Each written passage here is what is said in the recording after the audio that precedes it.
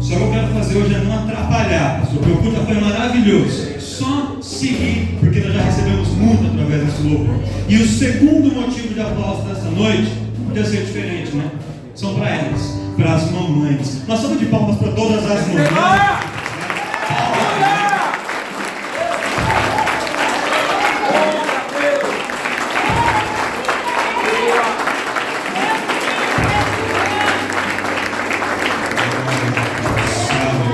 Em especial para minha mãe, né? Que eu amo muito. Se não fosse você, não estaria aqui. Cadê minha sogra? Se não fosse você, minha esposa não estaria aqui, né? Amém. E para todas as demais mamães aqui presentes, aquelas que ainda não são, tenha pressa não, fica em paz.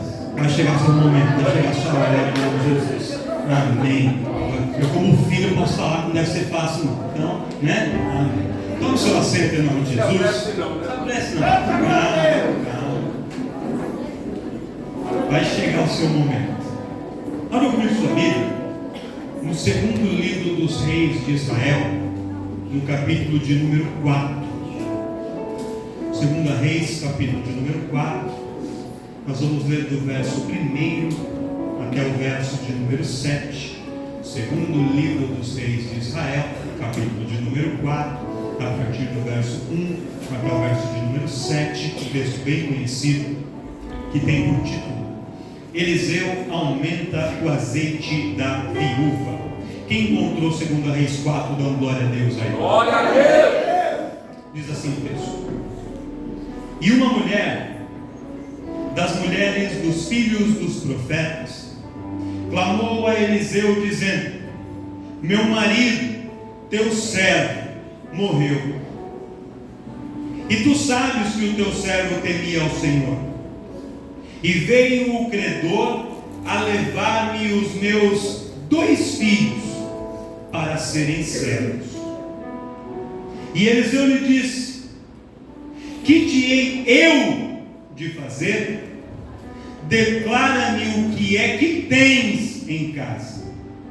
E ela disse: Tua serva não tem nada em casa, senão uma botija de azeite. Então disse ele: Vai, pede para ti vasos emprestados a todos os seus vizinhos, vasos vazios, não poucos. Então entra e fecha a porta sobre ti e sobre os teus filhos, e deita o azeite em todos aqueles vasos, e põe à parte o que estiver cheio. Partiu, pois, dele, e fechou a porta sobre si e sobre seus filhos, e eles lhes traziam os vasos, e ela os enchia. E sucedeu que, cheios que foram os vasos, disse a seu filho: Traze-me ainda um vaso. Porém ele lhe disse: Não há mais vaso nenhum. Então o azeite parou.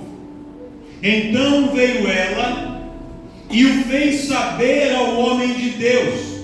E disse ele: Vai, vende o azeite, paga a tua dívida, e tu e teus filhos vivei do resto. E você diz amém. Amém.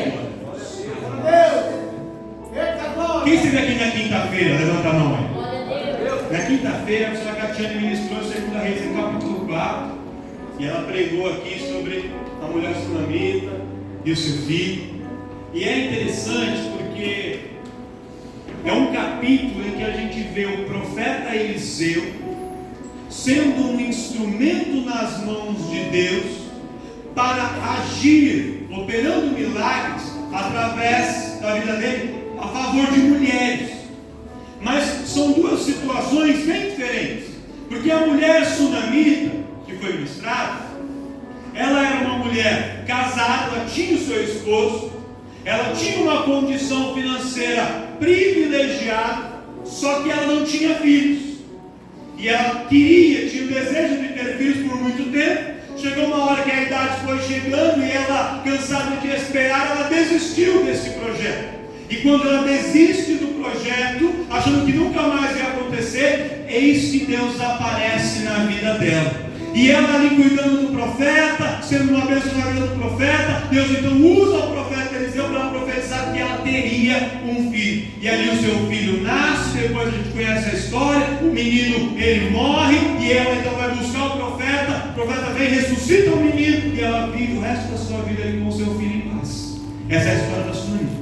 A história da mulher que nós lemos aqui, que é o tema da nossa mensagem de hoje, é um pouco diferente. Por quê? Porque era uma mulher que vivia em um contexto diferente. Se uma tinha um esposo, essa já não tinha um esposo, ela era viúva. Se uma tinha uma condição financeira privilegiada, estava bem financeiramente, a outra estava passando por uma crise financeira muito grande. Um momento de perda, um momento de dificuldade financeira muito grande. Só que Deus abençoou a mulher rica e abençoou a mulher pobre. Deus abençoou a mulher que tinha marido e Deus abençoou a mulher que era viúva. Deus abençoa quem está bem, Deus abençoa quem está na dificuldade. Deus abençoa a todos que chegam diante dele. Às vezes você chegou aqui pensando assim: não, Deus só tem uma bênção do pastor Inácio porque ele é pastor. Não, Deus abençoa hoje o professor Anderson somente porque ele toca maravilhosamente bem. Deus tem bênção do pastor, sim. Deus tem bênção do Anderson, sim. Mas ele tem bênção para você também. Ele tem bênção para a sua família também. Ele tem bênção para você. Levanta a sua casa. Eu não sei qual a situação que você entrou aqui hoje, mas Deus tem algo especial para liberar para a sua vida hoje.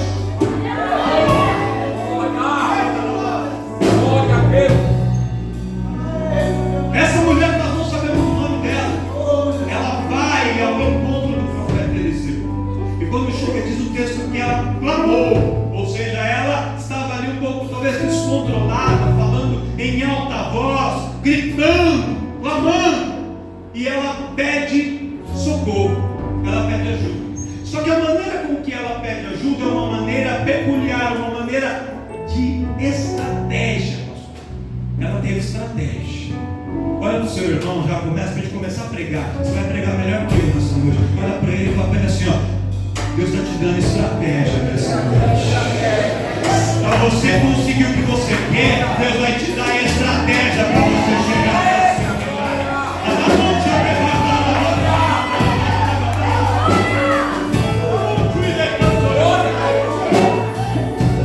Às vezes a gente sabe o que a gente quer, mas a gente não sabe como conseguir, como fazer para chegar lá. Deus vai dar estratégia para quem quer que nessa noite.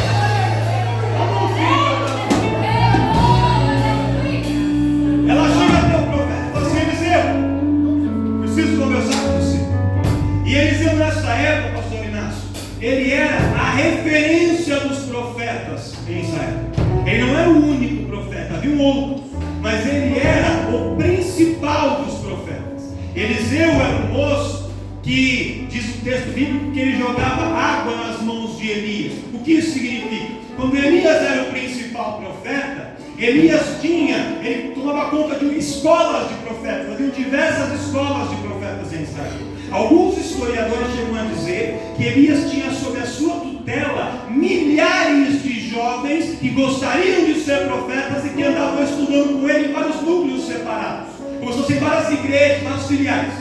E dentre todos esses moços, Eliseu se destaca. Por quê? Porque Eliseu era quem estava mais próximo de Elias. A expressão jogar água nas mãos de Elias era o quê? Quando Elias ia fazer a sua refeição, quando Elias ia comer, o judeu não come sem lavar as mãos. Isso não é apenas uma questão de higiene só. Além da higiene, era uma questão ritual, uma questão de purificação. Já que o alimento é algo sagrado que veio de Deus, eu não posso tocar no alimento com as mãos impuras. Então ele sempre tem o ritual de lavar as mãos antes de comer. E Eliseu era o moço responsável por pegar a água e usar para lavar as mãos do profeta Elias. Mas não era só pegar a jarrinha de água e jogar nas mãos do profeta, não, ele ia buscar a água, ele ia longe, pegava água no cântaro, trazia água, guardava água, estocava água. Quando ele dizia assim, estou com fome, quero fazer um lanche, Eliseu dizia, eis-me aqui, vem aqui, deixa eu lavar suas mãos, deixa eu purificar suas mãos, e ele lavava as mãos do profeta, para que Eliseu pudesse fazer sua refeição. E ali, para muitos, aos olhos de muitos, podia aparecer uma função menor, ele podia aparecer um pajem, um servente, um qualquer, só que fazendo um trabalho simples. Elias observou o comportamento de Eliseu, fazendo coisas que os outros não davam valor. Elias observou o trabalho de Eliseu, e mais do que Elias observar, Deus observou o trabalho de Eliseu. Tem pessoas que acham que tem que estar no altar para chamar atenção, que tem grande destaque, não. Às vezes é jogando água ali no fundo, é fazendo trabalhos menores aos olhos dos homens, que você se torna grande diante dos olhos de Deus. E quando Elias acaba a sua carreira, quem que Deus escolhe para suceder Elias? O moço que jogava água nas mãos do profeta. Vem cá, Eliseu, agora é você que vai assumir essa posição. E Eliseu, então, assume a posição, substitui Elias, recebe a porção dobrada do Espírito, se torna referente dos profetas. E as pessoas recorriam a Eliseu para resolver problemas, para tirar dúvidas, para pedir conselho, para pedir oração, para ser curada, para diversas coisas. E essa mulher, quando ela vai ao encontro do profeta Eliseu, ela vai lá com uma história. Nós não sabemos o nome dela, nós não sabemos que ela tinha uma história. E a história dela era a seguinte, eu tenho que falar: Eliseu, o meu marido, ele morreu. E você sabe quem é o meu marido, você conheceu o meu marido. Meu marido não era qualquer pessoa. O meu marido era servo de Deus. O meu marido temia ao Senhor. O meu marido andava no meio do povo de Deus. Só que quando ele morreu, ele deixou uma grande dívida. E essa dívida é tão grande que eu não tenho como pagar.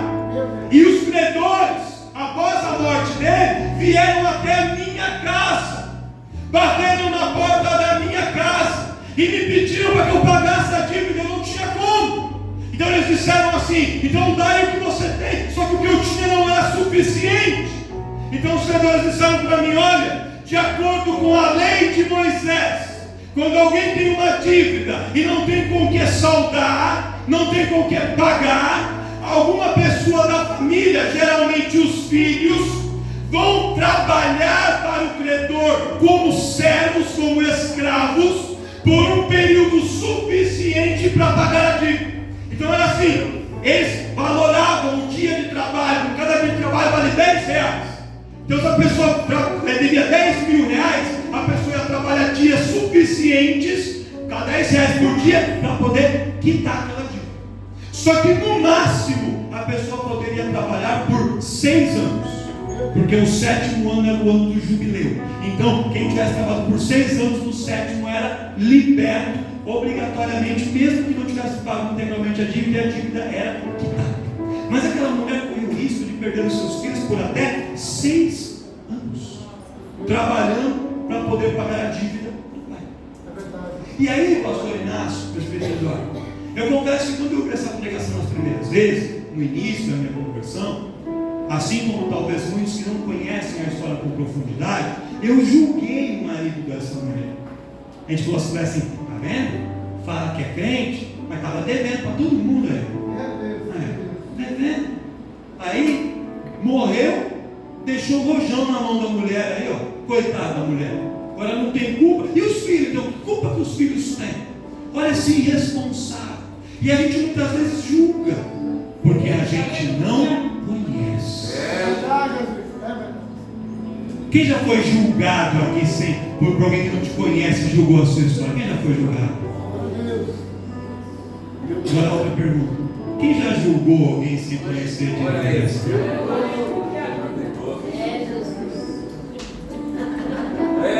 É os pés.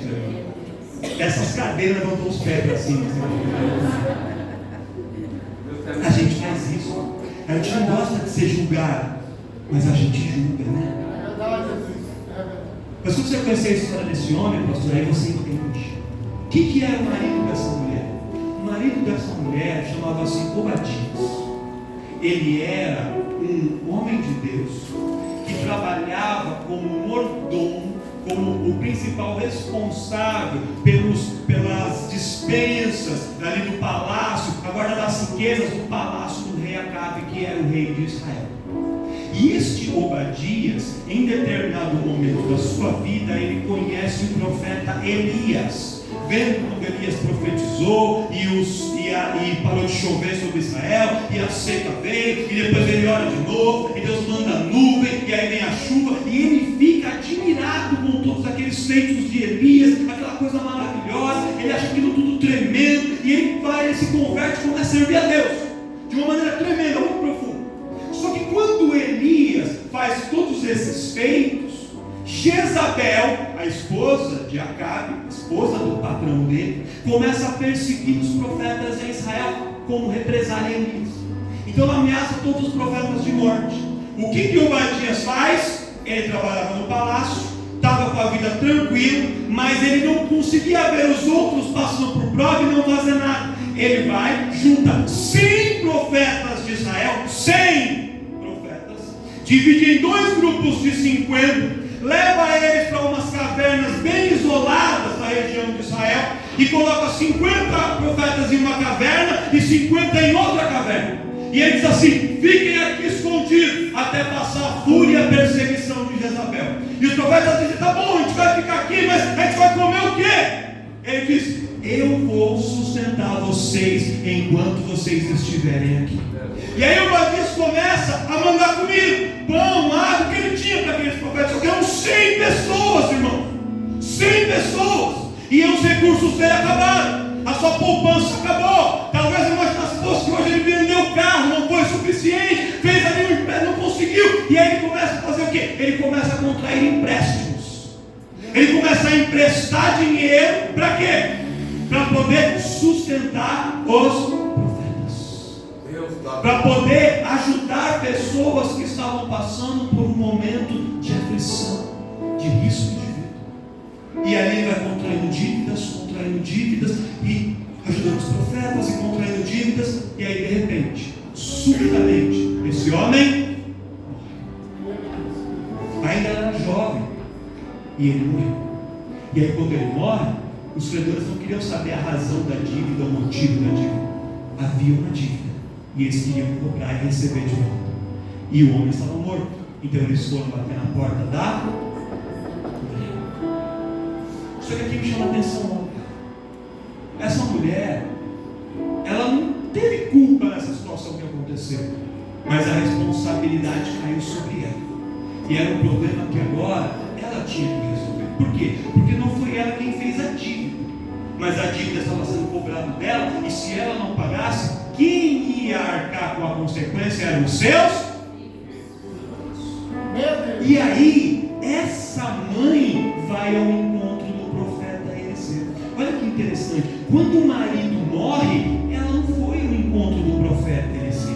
Quando a situação financeira apertou, ela não foi ao encontro do profeta. Só que quando chegou o risco dela perder os seus filhos, aí o instinto materno falou mais alto. Vou te falar uma coisa. Tem pessoas aqui dentro, tem mulheres aqui dentro que já enfrentaram muitas provas, que matou no peito, sou guerreira, vou fazer, vou resolver, vou tocar, eu deixo comigo, eu vou lá, trabalho mais, eu faço, resolvo. Só que quando mexe com o filho, quando mexe com a filha, aí toca no que é mais profundo. Tem pessoas que só vieram para dentro de uma igreja, só entraram na casa de Deus um dia para buscar uma oração. Não é para ela, não é nem para o esposo, era para os filhos. Mas Deus manda dizer: se você é mulher, vem aqui em busca de uma alma mesmo para a sua família, de algo a favor dos seus filhos, de algo a favor da sua casa. Deus tem milagre, Deus tem bênção, Deus tem vitória, Deus está agindo, porque Ele é o Deus que opera no meio da família.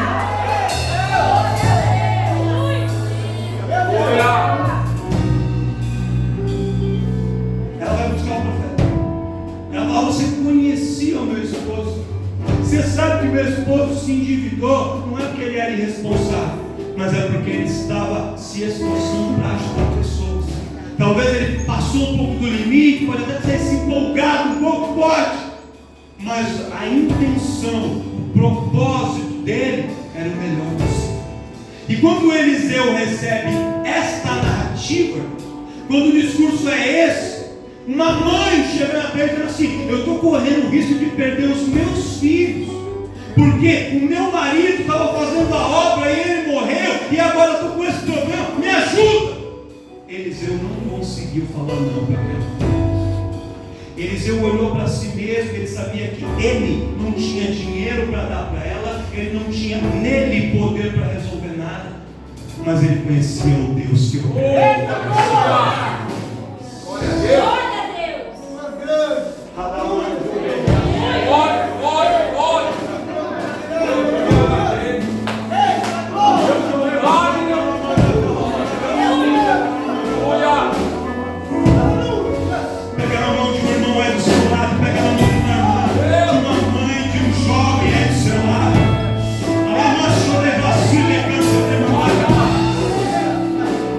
Quantas vezes a gente já bateu em portas de pessoas esperando que um homem, que uma mulher resolvesse o nosso problema, esperando até mesmo que um pastor, que um irmão resolvesse o nosso problema e não teve solução, mas ainda existe um Deus que opera, que trabalha, que age, que faz.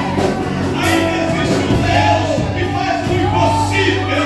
Ainda existe um Deus que muda a história de famílias. Ainda existe um Deus que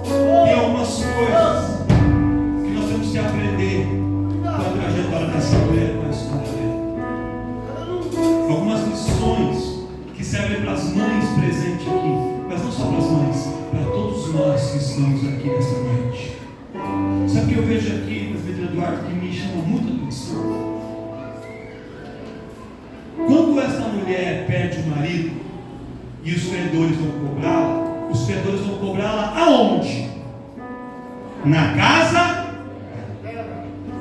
os credores foram na casa, a luta dessa mulher estava dentro de. Só que quando ela percebeu que a luta estava dentro de casa, ao invés de se trancar em casa e ficar chorando em casa, murmurando em casa, reclamando em casa, se escondendo dentro de casa por causa da luta, ela falou: se a luta está na minha casa, eu vou buscar em Deus a solução. E quando eu voltar para casa, eu vou voltar com a resposta, eu vou voltar com a solução, eu vou voltar com a direção, eu vou voltar com algo diferente. Porque não adianta eu ficar trancado em casa, me escondendo do credor, me escondendo do problema, me escondendo da luta. Irmã, sai da caverna, sai de dentro de casa, sai do esconderijo e venha onde o Senhor vai ao seu encontro.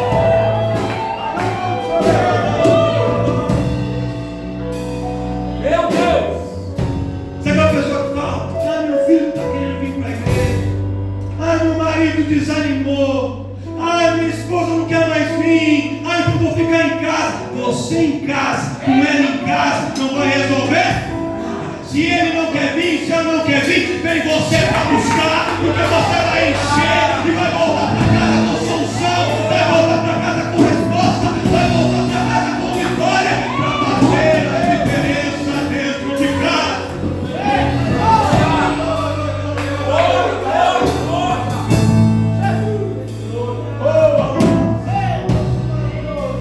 Ela deixa os filhos em casa. Os filhos talvez não quiseram ir. Falaram: ah, estou cansado desse negócio de igreja. A gente já foi tanto na igreja, o que aconteceu? O pai morreu. Ai, ficar indo na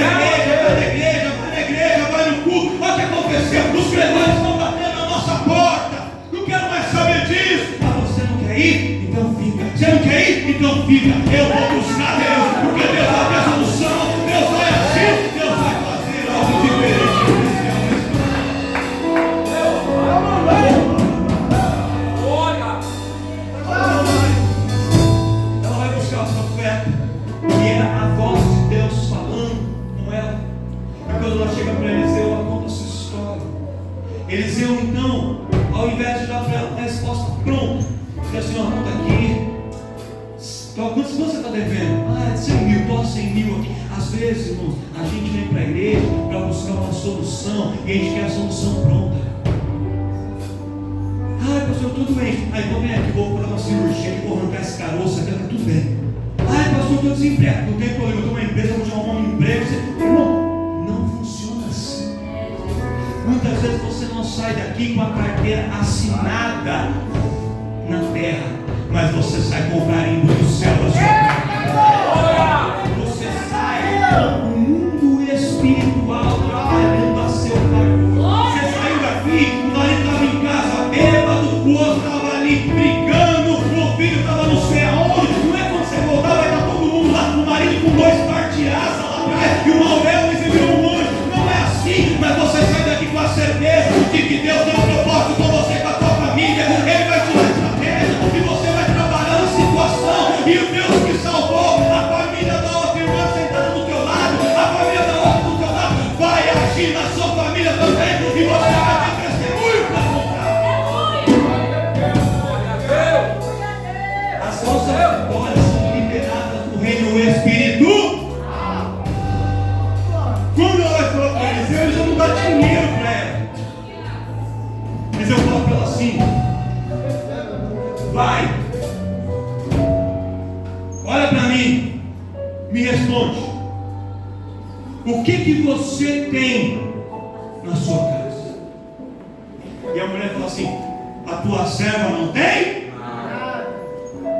Eliseu olha para ela assim: tem certeza?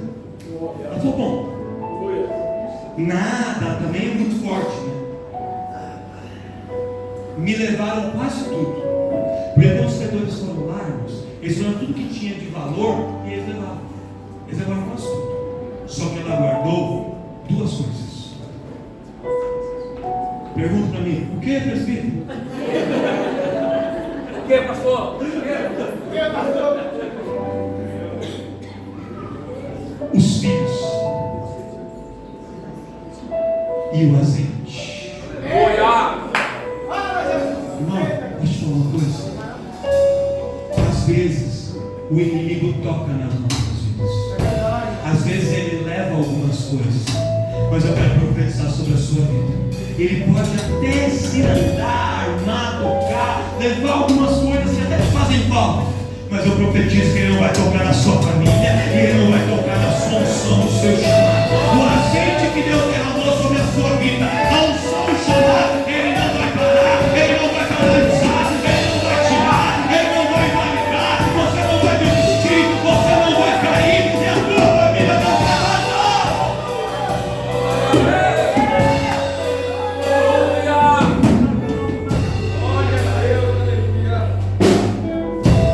A tua serva não tem nada, exceto 2 coisas: os meus filhos e um pouquinho de azeite. Este azeite, pastor, o azeite era algo muito caro, muito valioso. Provavelmente, irmãos, quando os credores foram lá, ela escondeu esse azeite, porque se ela tivesse deixado o azeite à mostra, eles teriam levado, porque era algo valioso, mesmo sendo pouco, mas eles teriam levado. E tem horas que nós temos que guardar bem guardadinho o azeite que a gente tem, irmãos. Você sabia que tem um adversário que bate sempre na tua porta querendo roubar o azeite que Deus derramou sobre a sua vida? Ensinando você no trabalho, na faculdade, na escola, na rua, em várias coisas para tentar roubar o azeite, levar, tomar o seu azeite. Mas Deus te dá um lembrete nessa noite: guarda o azeite que eu te entreguei, porque ele será o ponto de partida para a transformação que eu vou fazer na sua vida. Glória a Deus. Glória a Deus. E eu acho interessante que eles iam perguntar para ela assim: o que é que você tem em casa? Ele não perguntou para ela o que ela tinha perdido, ele perguntou o que ela tinha. Sabe por quê, irmãos? A gente é muito bom para contar os fracassos abraça as derrotas.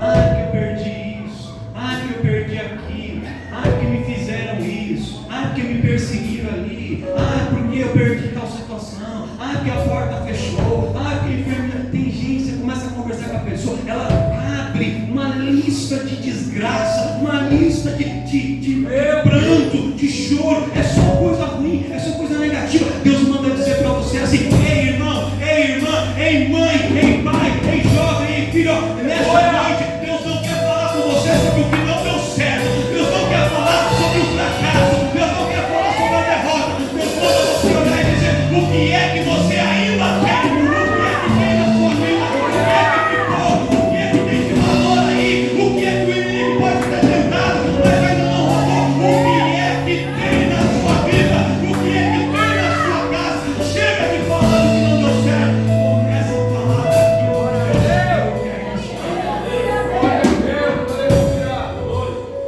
É o testemunho. Tem pessoa que não consegue dar um testemunho de uma coisa boa, só coisas negativas. Deus quer que a gente comece a olhar para aquilo que a gente tem. Você sabia que você tem muitas coisas boas aí no seu dia a dia, na sua vida? Você sabia que a sua família tem muitas coisas boas? Você sabia que as pessoas que trabalham com você, que convivem com você, têm muitas qualidades que às vezes você não vê, você não nota? Você sabia que você tem muitas qualidades que às vezes você não vê, você não enxerga? Às vezes você tem um pouquinho de azeite e você não olha para você e acha que você não tem nada, mas você tem azeite, tem chamado da presença de Deus. Deus quer que nessa noite você comece a olhar para aquilo que você tem. Olha para o irmão, para uma irmã e diz assim: comece a olhar para aquilo que você tem. Comece a olhar para aquilo que você é. Comece a olhar para a naga sua e dizer que você tem valor diante da presença de Deus. Eu quero que valorize o que você tem. Você é um ser, você é alguém tão importante para Deus. Nada de ficar sofrendo angústias e dor nesse seu complexo interior, porque o Senhor, Ele olha para você e diz: você tem valor, você tem valor, você tem valor, você tem valor.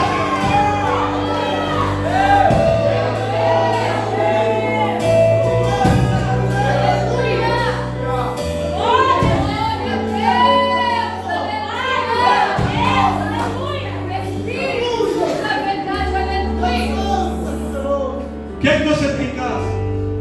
Tenho nada, só uma botijinha de azeite. É um ponto de partida. Volta. Mas antes de entrar em casa, passa na casa dos seus vizinhos. Junta vasos vazios, não poucos, o máximo que você conseguir. E aí, entra na sua casa. E esse é batido, mas a gente tem que falar. Meu Deus! Se essa irmã da história fosse a irmã Sorriso e saísse pedindo vaso, todo mundo ia querer ajudar. Mas tem umas pessoas. Eita Deus! Meu Deus! Se cabeça na porta do vizinho para pedir. Para você?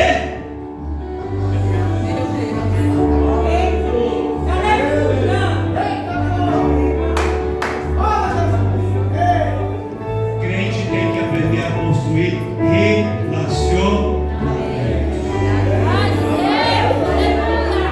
dentro da igreja, dentro da família, no ambiente de trabalho, na rua onde você mora. Ah, mas meu vizinho. Não estou perguntando a religião dele. Antes dele ter qualquer religião que ele tenha, ele é um ser humano, uma alma que Jesus ama e se importa com ele. Ah, mas ele é isso, ele é. E você? Se a gente for olhar para os defeitos dos outros, a gente não se relaciona com? Mas aí Deus prepara momentos em que Ele coloca em situações que a gente tem que precisar das outras pessoas para medir o termômetro dos nossos relacionamentos.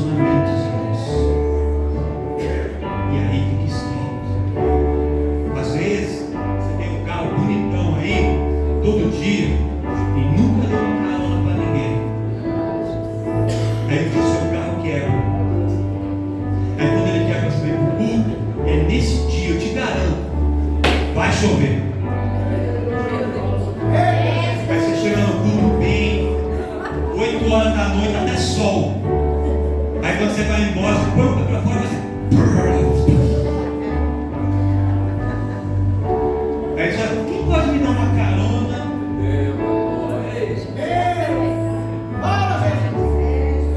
Eita Deus, aleluia, Jesus. O teu irmão, pastor, Deus está falando, meu irmão.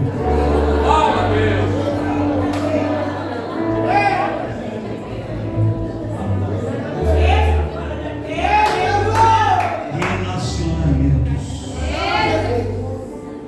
Ela juntou muitos. Quantos foi? Não sei, mas foi muitos. Levou para casa. E eu vou encerrar aqui. E guarda essa parte, porque ela é a mais importante da missão. Você esquecer tudo que eu falei? Lembra disso que eu vou te falar agora. Quando ela entra dentro de casa, o profeta dá uma instrução para ela.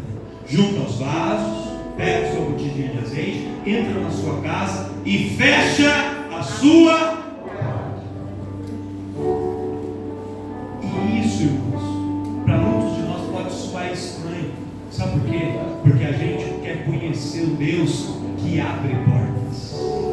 E Deus abre muitas portas. Deus é Deus que abre portas. Mas às vezes, antes de abrir a porta, Ele quer nos ensinar a conhecer o Deus que trabalha com portas fechadas. Você talvez ainda não conhece o Deus que trabalha com portas fechadas, mas Ele também trabalha nas portas fechadas. Tem portas que não é do diabo que fechou, não, foi Deus. É Deus que fecha algumas portas da nossa vida. Para quê? Para nos ensinar que mesmo nas portas fechadas Ele continua trabalhando e operando e agindo e fazendo milagres, sinais e maravilhas. E sabe o que é mais interessante, meu Fabiano? Que quando Ele trabalha com a porta fechada, Ele não trabalha para os outros ver, Ele trabalha dentro do vaso. O trabalho do Deus em porta fechada não é um trabalho que aparece para os outros, mas é um trabalho dentro do interior do vaso e que muda a história. Às vezes, irmãos, antes de Deus abrir a porta que você está pedindo, Ele vai fechar uma porta, vai encher o seu vaso, e quando o vaso estiver cheio, aí Ele vai abrir a porta para o nome dEle ser glorificado. Deus quer nos ensinar a entender que há um propósito nas portas fechadas. Às vezes eu ainda não abri a porta do ministério, eu não estou pregando para lá e para cá. Calma, deixa Deus encher o vaso primeiro. Quando Ele encher o vaso, a porta vai se abrir, o azeite vai escorrer, vai transbordar. Mas eu ainda não estou plantando, ainda não estou. Calma. Deus fechou a porta por um tempo para encher o vaso de azeite. Tinha só um pouquinho, mas Ele vai multiplicar.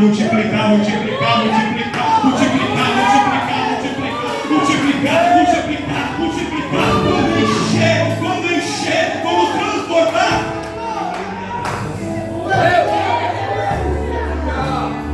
Ai, pastor, a vida financeira parece que não está indo. Meu amigo já está trabalhando ali, o outro já está com uma empresa, o outro já comprou o carro, ainda não. Calma, Deus mantém a porta fechada porque Ele está trabalhando e moldando o vaso, enchendo o vaso. Quando o vaso estiver cheio, pronto, preparado, aí ó, Ele abre a porta e o nome dEle é glorificado. O mistério de Deus nas portas fechadas, porque Ele ainda trabalha com portas fechadas, para depois escancarar a porta. A mulher começou a derramar o azeite, vai derramando. Sabe como é que foi esse milagre, irmãos? Ela colocava um vaso e virava a botijinha de azeite, e o azeite que estava dentro da botija começava a escorrer, ia enchendo, e ele não parava nunca de descer, nunca acabava o que estava na mão dela. E foi caindo. Aí encheu o primeiro vaso, ela tira, traz outro, colocou outro, e ela continuava. Um frasquinho desse tamanho, encheu um balde desse tamanho. Aí depois encheu o segundo, o terceiro, o quarto, o quinto, encheu todos. Aí quando traz mais um vaso aí, filho, falou, não tem mais vaso. Aí o azeite cessou. Aí o que a mulher fez? Aqui está um segredo para a gente encerrar essa noite. Quando ela estava na pior, na prova, marido morreu, credores batendo na porta, quer levar os filhos embora. Sabe onde ela foi? Buscar a Deus. Eita glória! Aí Deus dá a direção, pega o azeite, joga na botija, multiplicou.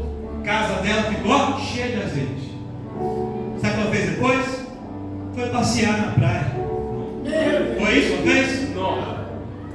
Pode não. Não!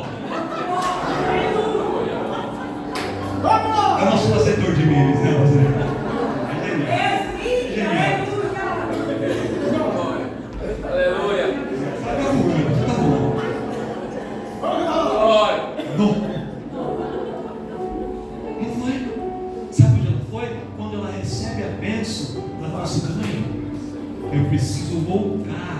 Eita, voltar como onde a bênção foi liberada. E agora começa uma nova etapa. A primeira etapa na vida do homem e da mulher é a etapa que você está por baixo e Deus te entrega. A segunda etapa é você aprender a administrar aquilo que Deus te deu. Aleluia. E essa não é um dia, essa é todos os dias. Aí quando ela volta, o profeta dá para ela um conselho financeiro, econômico, uma consultoria de finanças. Fala para ela assim: ó, agora faz o seguinte, não gasta tudo não. Sei que você vai querer usar o aplicativo da Shopee, mas calma, segura. Primeiro você paga todas as suas. Sabe para quê? Para matar as pendências do passado. Porque não dá para a gente ir para frente deixando coisas em aberto lá para trás. Resolve as pendências do passado, apaga os fantasmas do passado, quita as suas dívidas, e aí ainda vai sobrar, ainda vai ter Deus, e você e o seu filho comecem uma nova vida a partir deste resto do mundo. Sabe o que Deus quer falar com as mães aqui nessa noite? Com os irmãos, com as irmãs, com os jovens, com os maridos, com as crianças. Deus vai fazer um milagre na sua casa. Você vai levar algo especial para a sua casa. Deus vai fazer uma transformação sobrenatural. Você vai ver. Só que depois que vai acontecer, continua indo para que Deus te ensine a continuar firme nesse caminho. Porque não se satisfaça, não se contente só com uma bênção. Deus tem mais, e tem mais, e o céu tem mais, e o céu tem mais, e o céu tem mais, e Deus tem mais, e tem mais, e tem mais, e tem mais. Mas Ele tem mais para quem continua. Quem recebe essa palavra? Quem colocou